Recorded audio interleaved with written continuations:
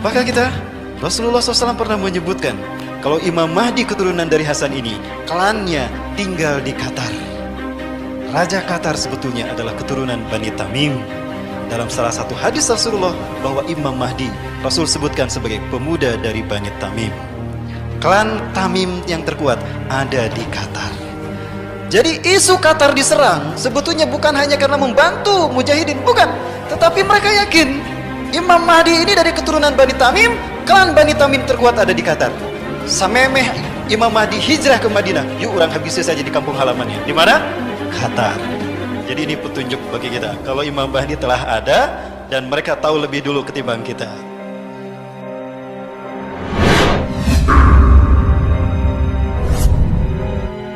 Perang dunia ini ketiga ini terjadi, ya, di mana ada beberapa faktor pendukungnya. Faktor pendukung pertama itu adalah konflik antara umat Islam dengan Syiah.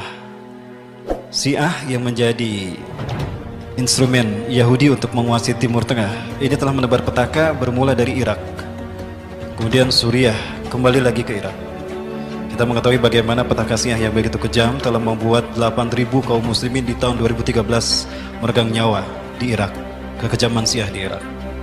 Orang yang bernama Umar, Abu Bakar, Utsman itu dibunuh. Yang namanya Aisyah diperkosa lalu dicincang. Ada yang dibakar hidup-hidup karena namanya Muhammad. Begitu kebencian Syiah Irak kepada kaum muslimin di sana. Hal ini kemudian memicu adanya kelemahan dari kekuasaan penguasa Irak saat itu, Saddam Hussein. Maka saat itu Amerika dengan bantuan Iran berhasil memukul kekuatan Saddam Hussein hingga pada akhirnya Saddam Hussein pun digulingkan. Maka muncullah Arab Spring yang menjadi pencetus meletusnya petaka di tanah Arab. Dan merananya dan fitnah melanda Arab ini sebagaimana hadis Rasulullah juga. Ya, Rasulullah SAW pernah juga kembali diberitakan kalau tadi dari Ummu Fadil, sekarang dari Zainab binti Jahsin. Rasulullah terbangun dari tidurnya. Istaiqadha Rasulullah SAW min naumih. Rasulullah terbangun dari tidurnya.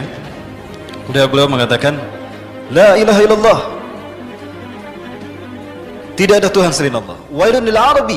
Kecelakaan akan menimpa bangsa Arab. Min syarrin qad iqtaraba, karena keburukan yang telah mendekat kepada mereka. Futihal yauma min radbil Ya'juj wa Ma'juj misla hadhi. Ya, telah terbuka lubang Ya'juj Ma'juj semisal ini. Rasulullah mengisyaratkan seperti ini. Itu 14 abad yang lalu. Hari ini tidak ada lagi hijab antara Ya'juj Ma'juj dengan umat Islam. Nah, artinya Rasulullah menyebutkan bahwa di akhir zaman bangsa Arab akan menderita, ya, mereka akan sengsara di bawah pembantaian yang dilakukan oleh Ya'juj Ma'juj. Ya. Suriah bangsa Arab bukan?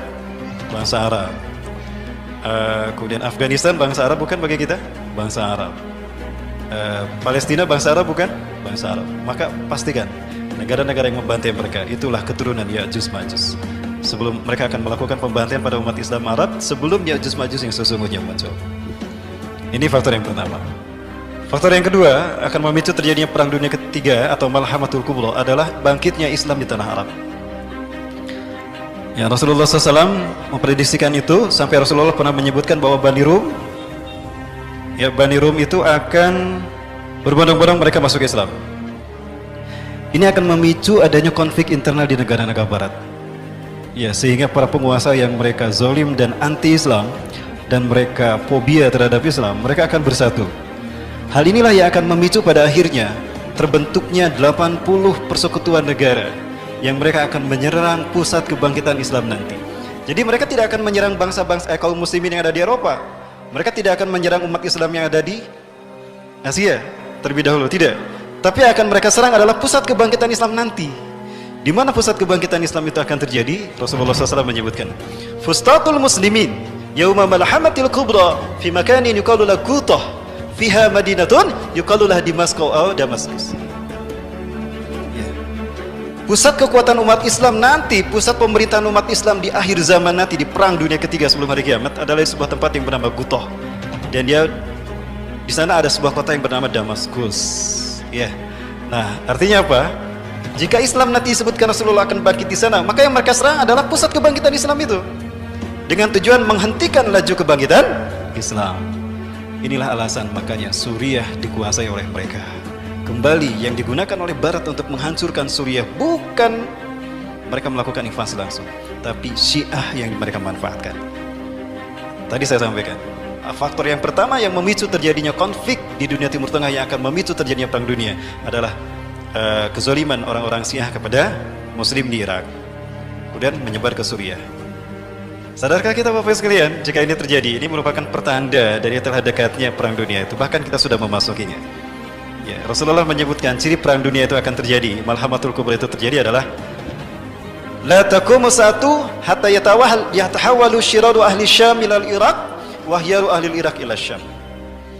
Kiamat tidak akan terjadi sehingga seburuk-buruk orang Syam, seburuk-buruk orang Suriah akan hijrah ke Irak, dan sebaik-baik orang Irak akan hijrah ke Suriah. Konflik yang terjadi di Suriah akan menyedot orang-orang terbaik dari luar Suriah berkumpul di sana. Dan dia sekaligus akan melempar, akan mengusir orang-orang buruk yang ada di Suriah. Kasus Suriah ini telah menunjukkan pada kita bahwa ini telah terjadi. Berarti kita berada di gerbang kiamat. Ada kemungkinan justru kita sedang berada di perang dunia itu sendiri, tapi kita tidak menyadarinya. Ya, jadi faktor yang pertama tadi adalah meningkatnya konflik Muslim Syiah, bukan Sunni Syiah ya, karena kalau Sunni Syiah berarti Syiah bagian dari Islam. Ingat, Syiah bukan Islam Bapak Ibu, tapi Syiah itu kafir, syirik. Saya yakin yang dimaksudkan Rasulullah SAW ketika bangun dari tidurnya dan mengatakan wailun lil arabi min syarrin qad iqtaraba, kecelakaan akan menimpa bangsa Arab karena keburukan yang telah mendekat kepada mereka. Futihal yauma min radbil ya'juj wa ma'juj mislahati, telah terbuka lubang Ya'juj Ma'juj seperti ini. Pembukaan bagi petaka Ya'juj Ma'juj menimpa Arab dibuka oleh mereka-mereka inilah.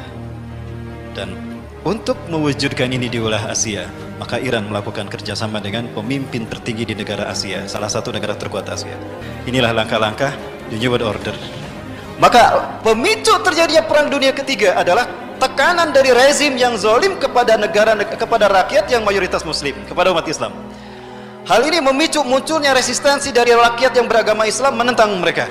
Di saat itu rakyat sadar kalau virus demokrasi telah ternyata adalah virus yang membahayakan bagi umat Islam, dan dia telah ditunggangi oleh rezim untuk semena-mena menekan dan membantai rakyatnya sendiri. Ini akan menjadi faktor terakhir yang memicu perang dunia ketiga. Kenapa Suriah dikuasai secara cepat?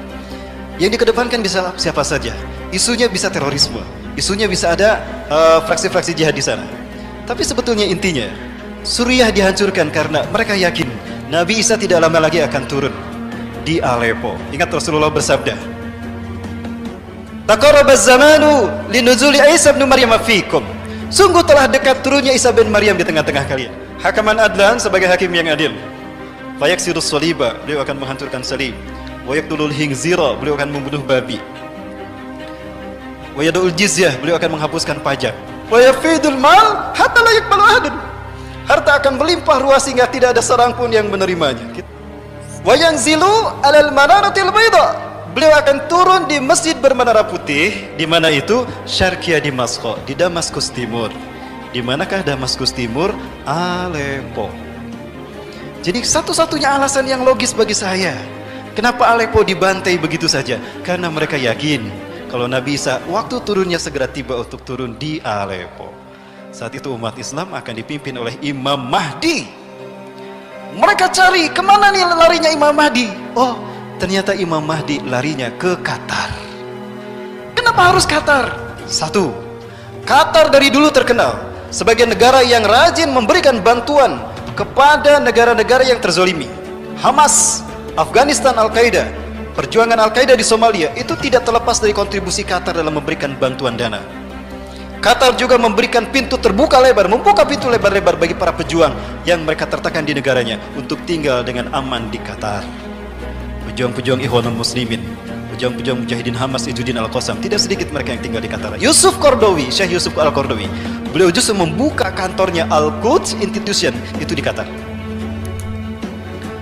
Apakah kita? Rasulullah SAW pernah menyebutkan kalau Imam Mahdi keturunan dari Hasan ini, klannya tinggal di Qatar. Raja Qatar sebetulnya adalah keturunan Bani Tamim. Dalam salah satu hadis Rasulullah bahwa Imam Mahdi Rasul sebutkan sebagai pemuda dari Bani Tamim.